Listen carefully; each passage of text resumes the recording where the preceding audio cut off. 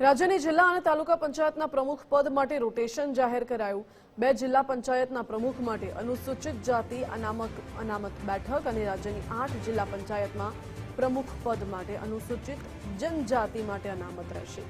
રાજ્યની 7 જિલ્લા પંચાયતમાં પ્રમુખ પદ ઓબીસી માટે અનામત રહેશે। રાજ્યની 17 જિલ્લા પંચાયતમાં પ્રમુખ પદ સામાન્ય કેટેગરી માટે રહેશે। દેવભૂમિ દ્વારકા અને વાવ થરાદમાં પ્રમુખ પદ એસસી અનામત બેઠક માટે રહેશે। આણંદ, દાહોદ, ડાંગ, ખેડા, કચ્છ જિલ્લામાં પ્રમુખ પદ એસટી માટે અનામત રહેશે। મોરબી, નર્મદા, તાપી જિલ્લા પંચાયત પ્રમુખ પદ એસટી અનામત બેઠક રહેશે। ત્યારે આ તરફ અમદાવાદ, રાજકોટ, સાબરકાંઠા પ્રમુખ પદ ઓબીસી માટે અનામત રહેશે। સુરત, સુરેન્દ્રનગર, વડોદરા, વલસાડમાં ઓબીસી માટે પ્રમુખ પદ અનામત રહેશે। વધુ વિગતો સાથે સંવાદદાતા નિકુંજ જાની જોડાઈ ગયા છે। જી નિકુંજ, અનામત બેઠક વ્યવસ્થાનું જે રોટેશન છે તે પ્રમુખ પદ માટે પણ મહત્વનું બનતું હોય છે અને ઇલેક્શન ડિક્લેર થયા બાદ પ્રમુખ પદનું રોટેશન પણ ઇલેક્શન કમિશન દ્વારા ડિક્લેર કરવામાં આવતું હોય છે।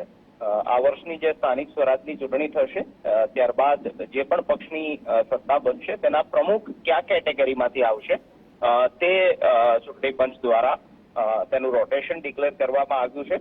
રાજ્યની જિલ્લા અને તાલુકા પંચાયતના પ્રમુખ પદ માટેનો રોટેશન જાહેર થયું છે।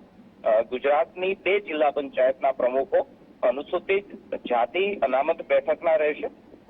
રાજ્યની 18 જિલ્લા પંચાયતના પ્રમુખ પદ અનુસૂચિત જનજાતિ કેટેગરીના જે ઉમેદવાર જે પણ જીતીને આવશે તેના માટે રહેશે।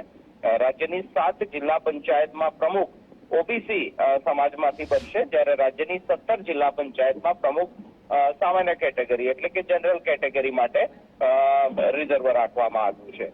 દેવભૂમિ દ્વારકા, વાવ થરાદ પ્રમુખ પદ એસસી કેટેગરી માટે અનામત છે।